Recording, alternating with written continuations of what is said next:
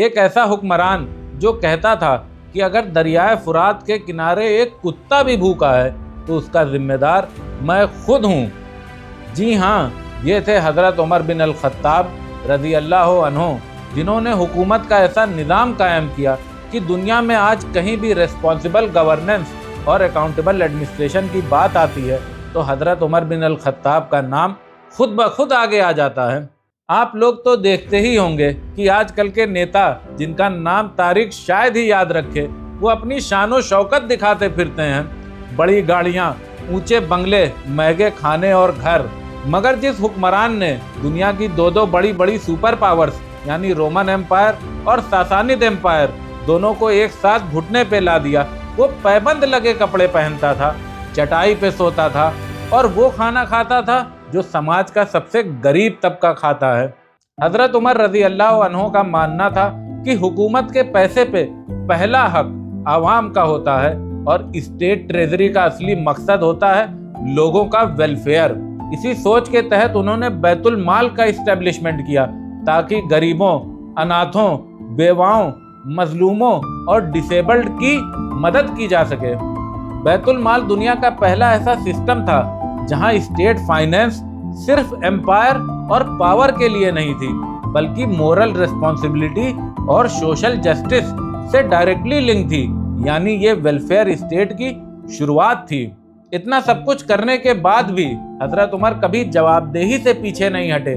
ایک بار کی بات ہے، بیت المال سے سب کو ایک ایک کپڑا ملا۔ جب حضرت عمر 2 کپڑوں کا لباس پہن کے خطبہ دینے آئے تو ایک شخص نے انہیں ٹوک دیا کہ سب کو ایک ملا اور آپ کو 2۔ حضرت عمر نے اپنا حکم نہیں چلایا بلکہ اپنے بیٹے عبداللہ کو بلایا۔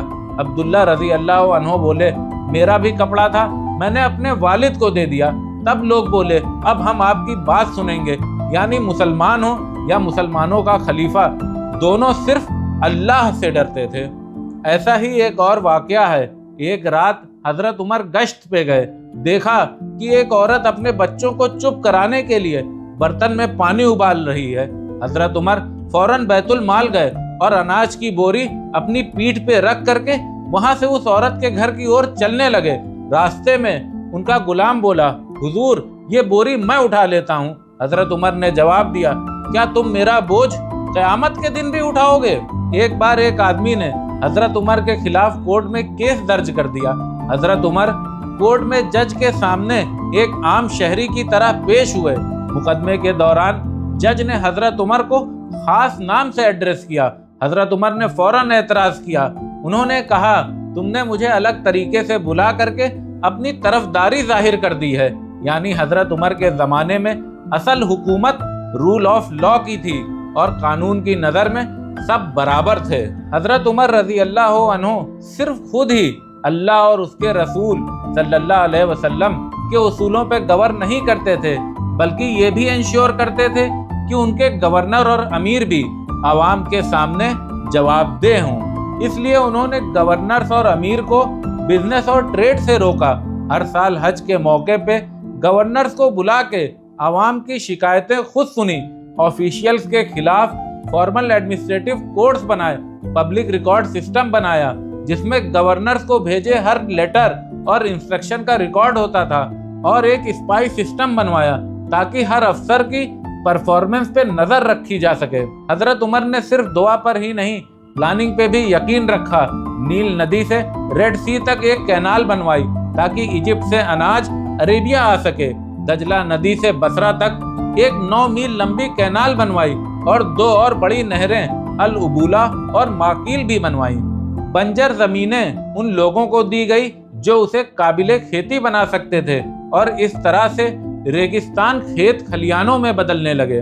حضرت عمر اللہ اور اس کے رسول صلی اللہ علیہ وسلم کے بنائے گئے اصولوں کے حساب سے ہی حکومت چلاتے تھے۔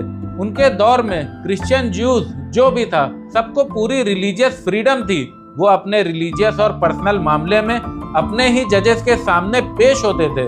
رسول اللہ صلی اللہ علیہ وسلم نے کانسٹیٹیوشن آف مدینہ کے ذریعے جو آزادیاں جیوز اور باقی نان مسلمز کے لیے مقرر کی ہوئی تھیں، حضرت عمر نے انہیں پوری طرح سے جاری رکھا۔ ان سب ریزنز کی وجہ سے تاریخ جب بھی ایک بہتر رولر اور بہترین ایڈمنسٹریٹر کی مثال ڈھونڈتی ہے تو حضرت عمر رضی اللہ عنہ کا نام خود بخود آگے آ جاتا ہے۔ شکریہ۔ اگر آپ کو یہ ویڈیو اچھا لگا ہو تو چینل کو سبسکرائب کیجئے اور ویڈیو کو لائک اور شیئر کیجئے۔